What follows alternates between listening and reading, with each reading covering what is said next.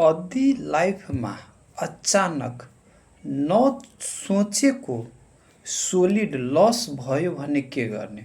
Solid लसको अर्थ हुन्छ आ त अचानक तपाईँको फाइनान्स गुमियो, आ त धेरै दिनदेखि बनिआएको रिलेसनसिप गुमियो, आ त तपाईँको कुनै केरियर बर्बाद हुने स्थिति आयो। यस्ता किसिमका कुनै पनि घटनालाई भन्छ सोलिड लस। त्यस्तो अवस्थामा के गर्ने? र यो अवस्थामा प्राय व्यक्तिको सबभन्दा डेन्जर स्थिति मेन्टल हेल्थ बिगर्ने सम्भावना हुन्छ। र त्यति बेला त्यो लसभन्दा पनि हामीलाई धेरै आवश्यकता हुन्छ मेन्टल हेल्थलाई कसरी बचाउने। त त्यस्तो परिस्थितिमा के गर्ने? सबभन्दा पहिला आफैलाई एउटा क्वेसन गर्ने, अब बाँकी के छ र? त्यो कुरा हेर्ने। यो हेर्दाखेरि हामीलाई धेरै हदसम्म मनको शान्ति भेट्ने सम्भावना हुन्छ। र जे कुरा बाँकी छ त्यसलाई पेपरमा नोट डाउन गर्ने र त्यसपछि त्यसलाई एउटै कुरा मनलाई भन्ने कि अब यो बाँकी छ त्यसलाई मेरो दायित्व के छ? प्रमोट गर्ने, यसलाई कसरी अब अगाडि बढाउने। र जुन कुरा गुमिसक्यो त्यसलाई लेट गो गरिदिने, यसमा ध्यानै दिन छोडिदिने।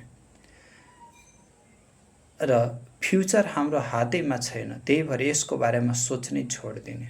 र अर्को कुरा, हाम्रो प्राय बानी हुन्छ जब केही कुरा गुम्छ भने हामी अरूलाई ब्लेम दिन सुरु गर्छौँ।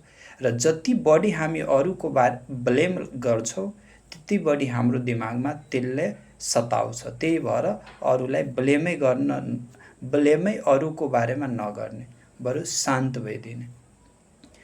यो भयो पहिलो चरण। त्यसपछि के गर्ने? त्यसपछि हामीले जहाँ पानीको स्रोतहरू छ, जसरी कुनै मन्दिर छ त्यहाँ धेरै व्यक्तिहरू बस्ने गर्छन् र पानीको स्रोत पनि छन्, त्यहाँ गएर बस्ने। तेस्रो, जहाँ खुल्ला ठाउँ छ, गाछी वृक्षको व्यवस्थित छ, त्यहाँ गएर बस्ने आधा घन्टा 1 घन्टा। त्यसपछि अर्को, हरेक कुरालाई डायरीमा लेख्ने। अहिलेको कन्टेक्स्टमा सबभन्दा राम्रो साथी भनेको आफ्नै डायरी हो। त्यसपछि अर्को,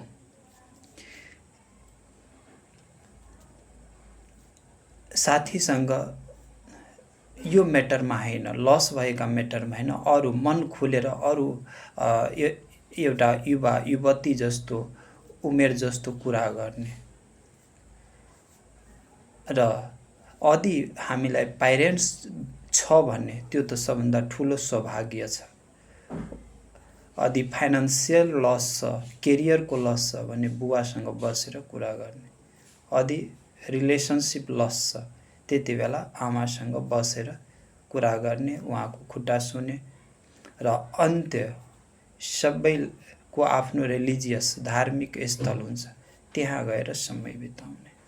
धन्यवाद।